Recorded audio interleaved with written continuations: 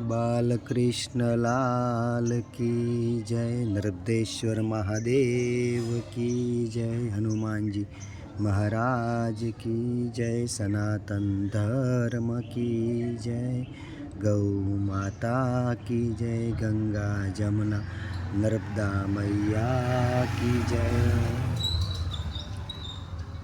भजे व्रजे कमण्डनं समस्तपापखण्डनं स्वभक्तचित्तरञ्जनं सदैव नन्दनन्दनं सदैव नन्दनन्दनं। बालकृष्ण लाल की जय। બાલકૃષ્ણ બાલ ગોવિંદનો પ્રેમ એવો છે કે એનું નામ લેતો પથ્થર પણ પીગળી જાય છે। નલ અને નીલ જો પથ્થર પર રામ રામ લખે છે તો એ પથ્થર પણ તરી જાય છે। તો આ જીવ શુદ્ધ ભાવે હરે રામ હરે કૃષ્ણ નામનો જાપ, ઓમ નમઃ શિવાયનો જાપ કરે તો જીવ ભવસાગર તરી જાય છે। કલી કાલમાં કલી એક નામ આધારા તુલસી બાબા કહે છે, કળિયુગમાં નામ વાવો, નામનું બીજ વાવો। નામ સકીર્તન ચૈતન્ય મહાપ્રભુએ ખૂબ ભાર આપ્યો છે। નામ સકીર્તન કળિયુગમાં, નામ સકીર્તન સ્મરણ અને સત્સંગનો ખૂબ ભાર છે, ખૂબ મહત્વ છે। ચૈતન્ય મહાપ્રભુએ હરે રામ હરે કૃષ્ણ અને ચૈતન્ય મહાપ્રભુની પહેલાં 9મી સદીમાં આદ્ય શંકરાચાર્ય દક્ષિણમાંથી નીકળેલ યુવાન બ્રાહ્મણ કુમાર અદ્વૈતવાદનો પ્રચારક અને ભગવાન શિવનો પરમ ઉપાસક આદ્ય શંકરાચાર્ય મા નર્મદાના કોઠે સંકલ્પ કરે છે કે ફરીથી ધર્મનો ઉદ્ધાર કરવો છે, પુનઃ ઉદ્ધાર કરવો છે। 4 મઠ સ્થાપી, 4 દિશાઓમાં 4 મઠ સ્થાપી અને આદ્ય શંકરાચાર્ય પોતાના શિષ્યો સાથે 12 જ્યોતિર્લિંગનો પુનઃ ઉદ્ધાર કરી બદ્રિકાશ્રમમાં ભગવાન બદ્રીનાથને પધરાવી પ્રાગટ્ય કરી આદ્ય શંકરાચાર્ય અદ્વૈતવાદ નિર્ગુણ ભક્તિનો પ્રચાર કરી રહ્યા હતા। અને જ્યારે પોતાની 32 વર્ષની આયુ હતી, અલ્પ આયુ હતી, અને છેલ્લે વિચાર આવ્યો, લાય વૃંદાવનની શરણે જવું।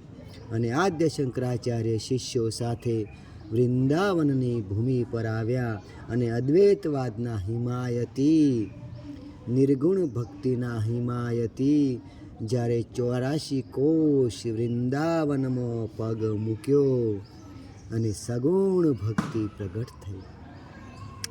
જ્યારે વૃંદાવનની ધરતી પર પગ મૂક્યો અને સગુણ ભક્તિ પ્રગટ થઈ અને આદ્ય શંકરાચાર્ય જે નિર્ગુણ ભક્તિ અદ્વૈતવાદના હિમાયતી હતા, 4 વખત ભારત યાત્રા કરી, 4 મઠ સ્થાપી, નિર્ગુણ ભક્તિ સ્થાપી, પણ જ્યારે વૃંદાવનમાં પગ મૂક્યો ત્યારે ભજે વ્રજે કમંડનમ સમસ્ત પાપ ખંડનમ સ્વભક્ત ચિત્તરંજનમ સદૈવ નંદનંદનમ।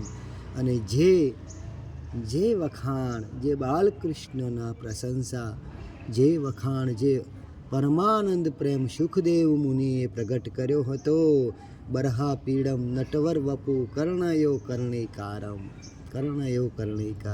વિપ્રદાસ કનક કપિશમ વ્યજંતીમ ચ માલમ રંધેન વેણોર અધર સુધિયા પુરયન ગોપુરિંદે વૃંદાવરેણમ સ્વપદ રમણમ પ્રવેશિદ ગીત કીર્તિ। જે ભાવ સુખદેવ મુનિ સુત પુરાણીને વેદ વ્યાસે પ્રગટ કર્યો અને જે ભાવથી ભગવાનનું ભજન થાય છે, અલૌકિક ભજન થાય છે, એ જ ભાવ આદ્ય શંકરાચાર્યના હૃદયમાં પ્રગટ થયો।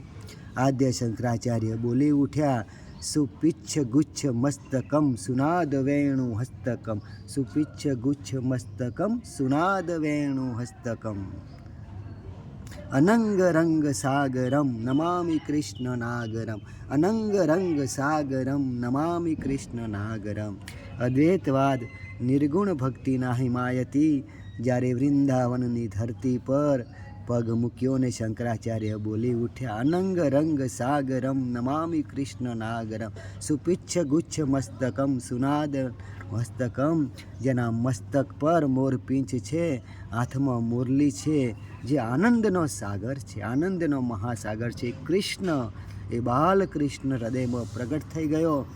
આદ્ય શંકરાચાર્યના હૃદયમાં બાલકૃષ્ણ પ્રગટ થયો અને સ્ત્રોત ઉઠ્યા, મનોજ ગર્વ મોચનમ, મનોજ ગર્વ મોચનમ, વિશાલ લોલ લોચનમ. આદ્ય શંકરાચાર્ય કહે છે, યશોમતી બાલકમ નંદ બાલકમ, યશોમતી બાલકમ નંદ બાલકમ. તો મારો લાલો છે, મારો બાલકૃષ્ણ છે. જો આદ્ય શંકરાચાર્ય અદ્વૈતવાદ નિર્ગુણ ભક્તિના હિમાયતી જો પોતાનો વાદ છોડી ને સગુણ ભક્તિ તરફ વળ્યા હોય, બાલકૃષ્ણના સ્ત્રોત સુપિચ્છ ગુચ્છ મસ્તકમ સુનાદ મસ્તકમ. તો જો આદ્ય શંકરાચાર્ય જેવા 4 મઠ સ્થાપી 12 જ્યોતિર્લિંગનો પુનઃ ઉદ્ધાર કર્યો, બદ્રી કેદારમાં બદ્રીનાથને પ્રગટ કર્યા, પણ વૃંદાવનમાં આવી અને અલગ ભાવ થયો, મારો લાલો, મારો લાલો, મારો લાલો. પ્રાય આપણને એવું છે કે આદ્ય શંકરાચાર્યે ફક્ત ભગવાન શિવની ઉપાસના કરી છે, ફક્ત ભગવાન ભોલેનાથની, પણ વૃંદાવનમાં પગ મૂકી અને મારા લાલાના જય જયકાર કર્યો છે, મારા લાલાનો જય જયકાર આદ્ય શંકરાચાર્ય કર્યો છે. અને નિર્ગુણ ભક્તિને સગુણ ભક્તિમાં જેમ સુખદેવ મુનિ હિમાલયની કંદરાઓમાં સમાધિમાં હતા, નિર્ગુણ ભક્તિમાં હતા, અને ભગવાનની પ્રશંસાના શ્લોકો, ભગવાનના સ્વરૂપ જુઓ, નામ રૂપ ગુણ અને લીલા. વૈષ્ણવ માટે મહત્ત્વનું આ છે, ભગવાન શિવથી મોટો બીજો કોઈ વૈષ્ણવ નથી. આ સંસારમાં ભગવાન શિવ કૈલાસપતિથી મોટો કોઈ સત્સંગી નથી, કોઈ વૈષ્ણવ નથી. ભગવાન શિવ ઉમાને વારંવાર કહે છે કે હે ઉમા, હે પાર્વતી, હે સતી, રામ અને કૃષ્ણનું બાળ સ્વરૂપ મને ખૂબ પ્રિય છે.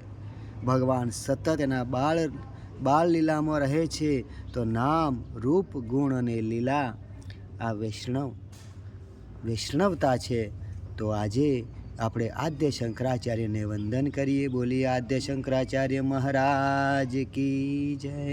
નમઃ પાર્વતી પતે હર હર મહાદેવ હર હર.